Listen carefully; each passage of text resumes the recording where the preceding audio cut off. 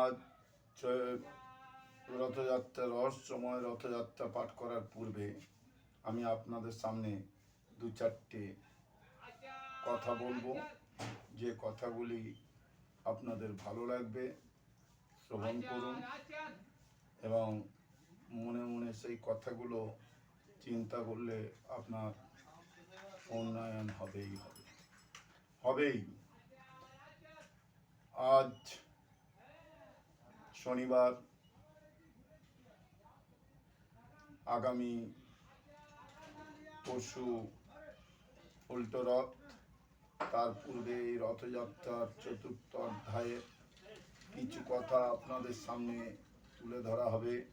আপনারা কৃপা করে তা শ্রবণ করুন। আর যদি ভিডিওটি ভালো লেগে থাকে তাহলে একটি লাইক ও একটি সাবস্ক্রাইব করে এই অধমকে আপনাদের চরণতলে রাখবেন, এবং যাতে অধম আরও নতুন নতুন ভিডিও এবং অধ্যায় পাঠ আপনাদের সামনে তুলে ধরতে পারে, তার জন্য আপনারা কৃপা করবেন। আপনাদের চরণধরি আমার একান্ত কাম্য।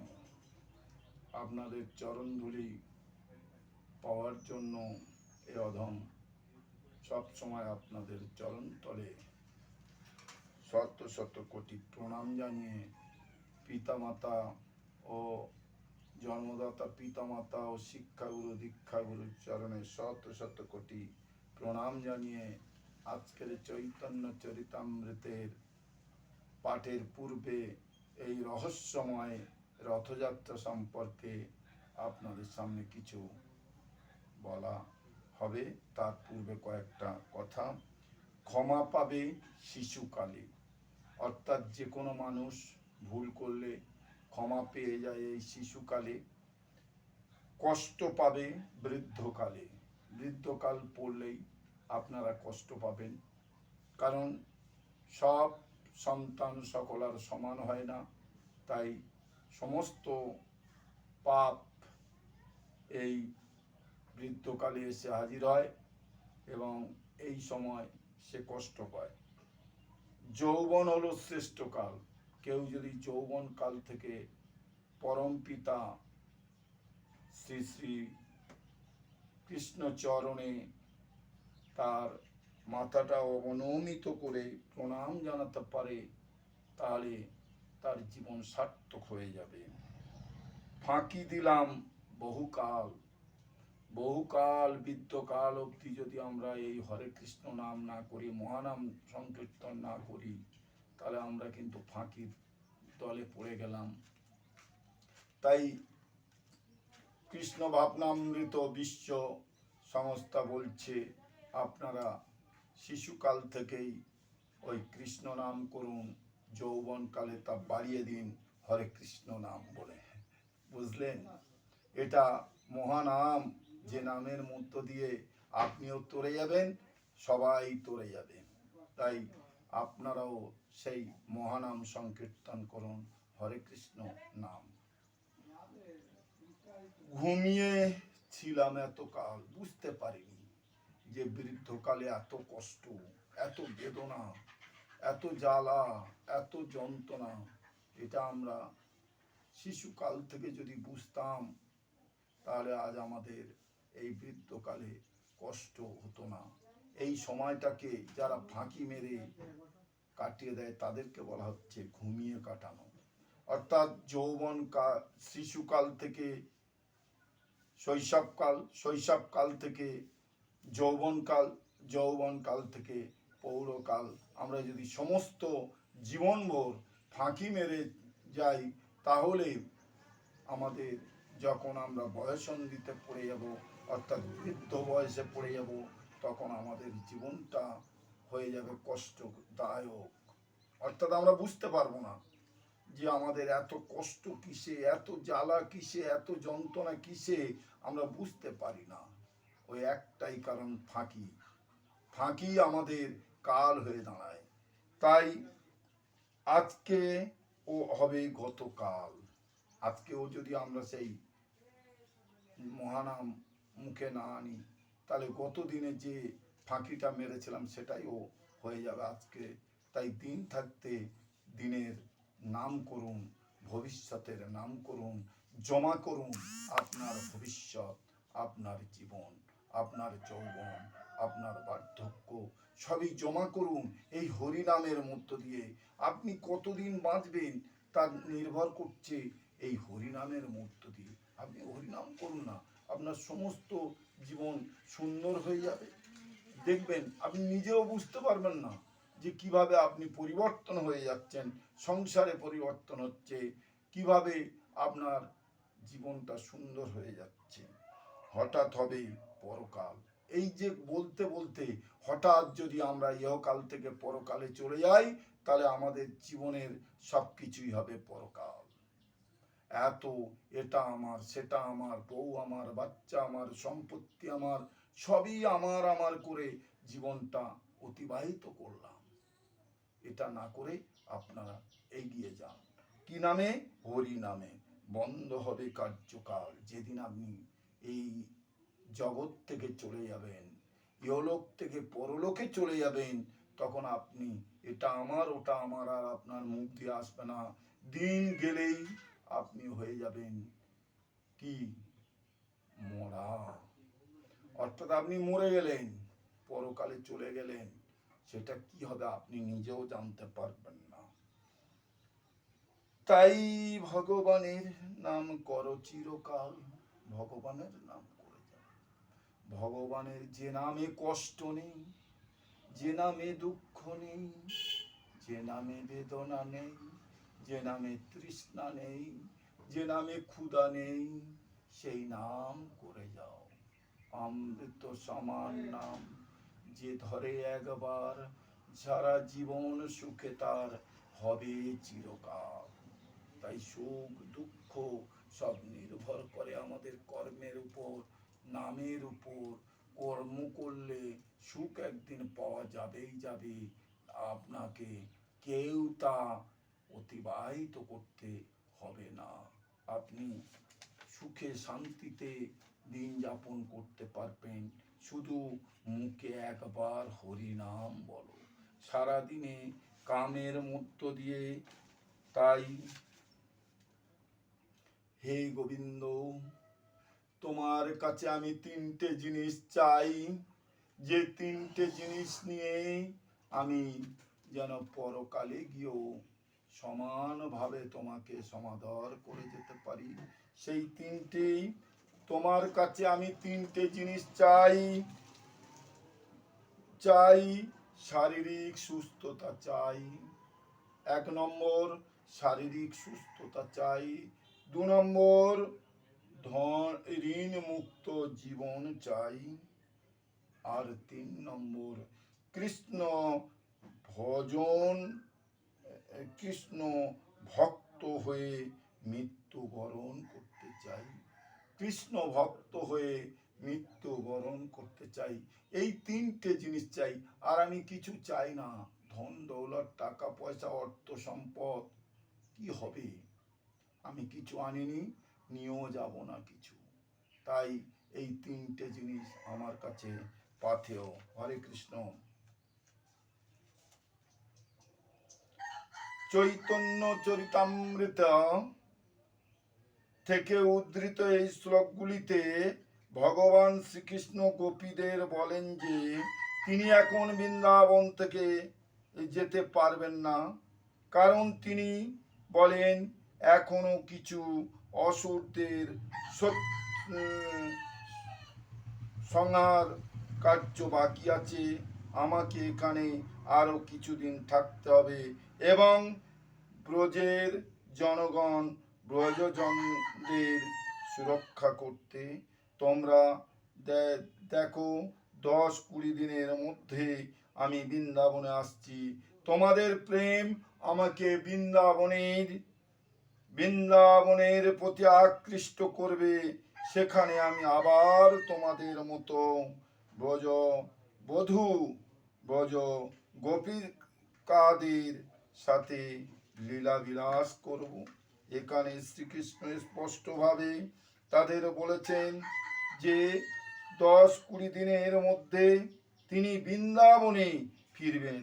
শ্রীকৃষ্ণের সেই বৃন্দাবনে ফিরে আসার যাত্রার বর্ণনা কোথায় আছে? চৈতন্য মহাপ্রভুর এক অন্তর্গত অন্তরঙ্গ পার্ষদ কানাই কুন্তিয়া তার মহাভাব প্রকাশ গ্রন্থে শ্রীকৃষ্ণের বৃন্দাবনে প্রত্যাবর্তন যাত্রার এই গোপনীয় লীলাটি উদ্ঘাটিত করেছেন শ্রী শ্রী মাত গৌর গোবিন্দ স্বামী মহারাজ। এই লীলাটি এইরকম ভাবে বর্ণনা করেছেন। যখন ভগবান কৃষ্ণ দ্বারকায় অবস্থান করছিলেন তখন এই লীলাটি সম্পূর্ণ হয়েছিল। একদা কৃষ্ণ গভীরভাবে রাধারানীর কথা চিন্তা করছিলেন। বিচ্ছেদের বিরহে তীব্র যন্ত্রণা অনুভব করে তিনি মূর্ছা যান। তিনি সম্পূর্ণভাবে অচেতন হয়ে যান। কিছুক্ষণ পর দৈব পরিকল্পনায় নারদ ঋষি এবং উদ্ধব সেখানে আবির্ভূত হলেন। তারা কৃষ্ণকে অচেতন অবস্থায় পড়ে আছে দেখতে পেলেন। নারদ আর উদ্ধব দুজনেই কৃষ্ণের খুব প্রিয় ছিলেন। তারা সবকিছুই জানতেন, তাই তারা এই অবস্থার কারণ বুঝতে পারলেন। তারা প্রেমী ভক্ত হওয়ার কারণে বুঝতে পারলেন যে শ্রীকৃষ্ণ কোনো রহস্যময় লীলা প্রকাশ করতে চলেছেন। রাধারানীর বিচ্ছেদের বিরহে বেদনাতুর হয়ে সেই জন্য তিনি এই ভাব প্রকাশ করছেন। রাধা বিরহ বিদুর কৃষ্ণ, রাধা বিরহ বিদুর কৃষ্ণ, রাধা বিরহ বিদুর কৃষ্ণ। নারদ উদ্ধব দুশ্চিন্তাগ্রস্ত হয়ে পড়েছিলেন এই ভেবে যে কিভাবে কৃষ্ণের চেতনা ফিরিয়ে আনবেন। ঠিক তখনই বলরাম এলেন। তারা তিনজনে গভীরভাবে চিন্তা করলেন যে কি করা যায়। তারা এই সিদ্ধান্তে উপনীত হলেন যে যদি নারদ মুনি তার বিনা যন্ত্র দ্বারা ব্রজ ভূমির মহিমা কীর্তন করেন তাহলে কৃষ্ণ জেগে উঠবেন। নারদ বললেন, ঠিক আছে, আমি সহমত। আমি সহমত, কিন্তু আমি একটি ব্যাপারে শঙ্কিত। যেই মুহূর্তে কৃষ্ণ জাগ্রত হবেন তখন কি হবে তোমরা জানো না। তৎক্ষণাৎ তিনি ব্রজভূমির দিকে ধাবমান হবেন। তিনি এখন উন্মাদ, তিনি অপেক্ষা করবেন না। তাই একটি রথ প্রস্তুত করে রাখতে বললেন। তারপর তারা দারুককে ডাকলেন, যিনি কৃষ্ণের রথের সারথি। তাকে কৃষ্ণের রথ প্রস্তুত করে রাখতে বললেন। তখন উদ্ধব খুব গভীর হয়ে গেলেন। সুচিন্তিত বিচারের পর তিনি বললেন, তোমরা ঠিক, কিন্তু আমি যতটা উপলব্ধি করতে পেরেছি যে ব্রজভূমির অবস্থা এখন এমন যে যদি কৃষ্ণ সেখানে যান আর ব্রজবাসীদের করুণ ক্রন্দন শ্রবণ করেন তা তিনি সহ্য করতে পারবেন না। তাহলে তার পরিণতি আরো বিপজ্জনক হবে। আমরা কৃষ্ণকে আর ফিরে পেতে নাও পারি, আর কোনো আশা থাকবে না তাহলে। তারপর নারদ উদ্ধবকে বললেন, হে উদ্ধব, তুমি কৃষ্ণের ভালো বার্তাবহ দূত, তুমি তার প্রতি প্রিয় আমার মনে হয় প্রথমে তোমার ব্রজভূমিতে যাওয়া উচিত, আর সমস্ত সমস্ত ব্রজবাসীদের জানাও যে কৃষ্ণ দ্বারকা থেকে আসছেন। তখন তারা তাকে অভ্যর্থনা জানানোর জন্য প্রস্তুত হবেন। এইভাবে তারা খুবই প্রফুল্ল মনোভাবে থাকবেন। কৃষ্ণ যাবেন এবং দেখবেন সবাই খুব সুখী আছেন। তাদের সাথে কিছু সময় কাটানোর পর তিনি আবার ফিরে আসবেন। এটা শ্রবণ করে উদ্ধব বিষাদগ্রস্ত হলেন। তিনি বললেন, আপনি যা বললেন আমি তা স্বীকার করছি, আর কোনো আপত্তি নেই, কিন্তু আমার একটি কথা বলার আছে। আপনি হয়তো সে বিষয়ে জ্ঞাত আছেন। আমার সখা কৃষ্ণ আমাকে একবার মথুরা থেকে ব্রজভূমিতে প্রেরণ করেছিলেন।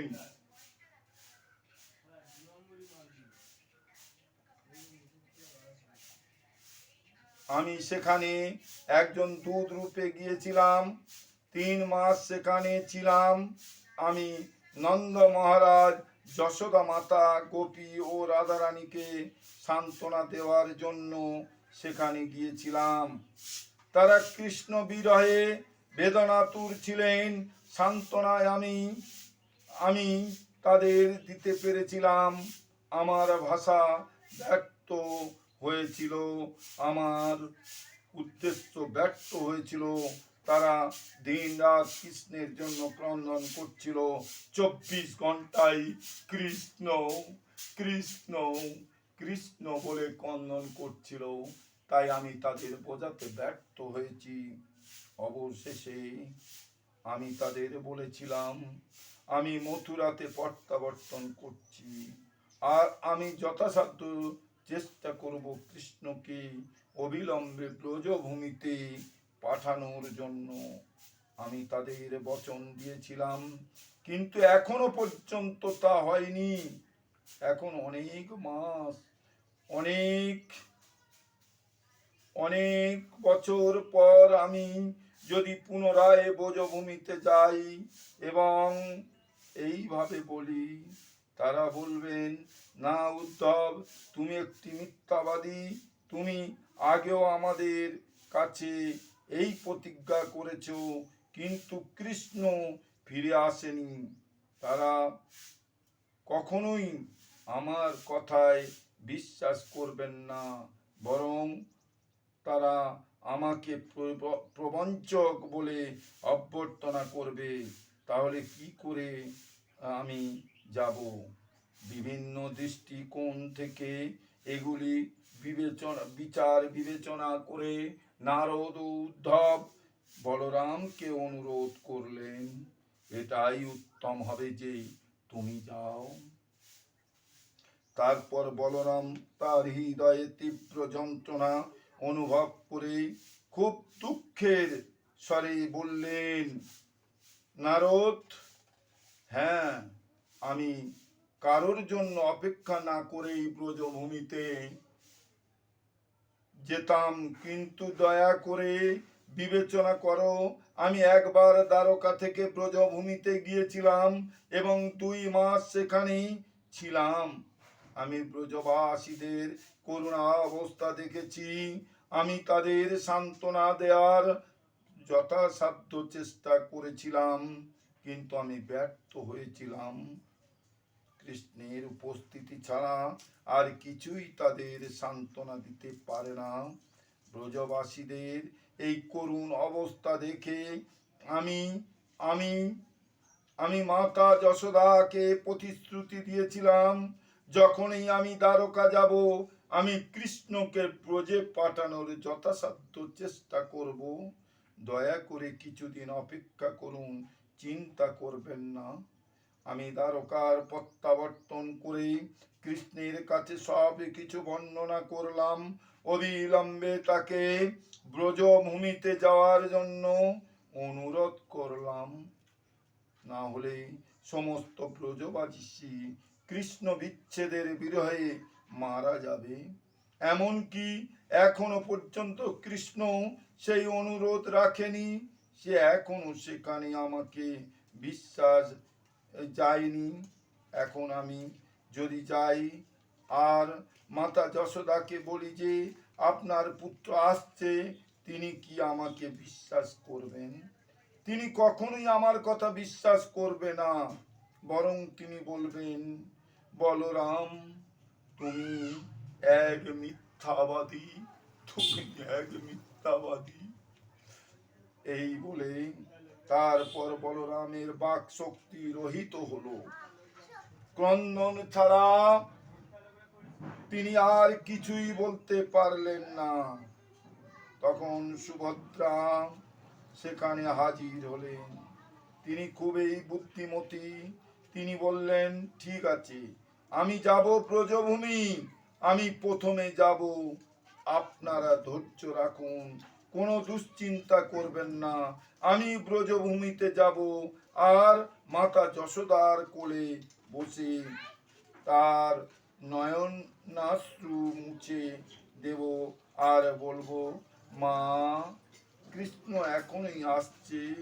দুই ভ্রাতা আর আমি একই সাথে দ্বারকা থেকে যাত্রা শুরু করেছিলাম, কিন্তু যাত্রা পথে অনেক মানুষ তাদের অভিবাদন জানানোর জন্য ভিড় করেছেন। তারা বড় বড় তোরণ নির্মাণ করেছেন আর কত রাজারা পথের ধারে দাঁড়িয়ে আছেন কৃষ্ণকে পূজা করার জন্য। অসংখ্য মানুষ সেখানে আরতির ডালা নিয়ে দাঁড়িয়ে আছেন, তাই তার আসতে একটু বিলম্ব হবে।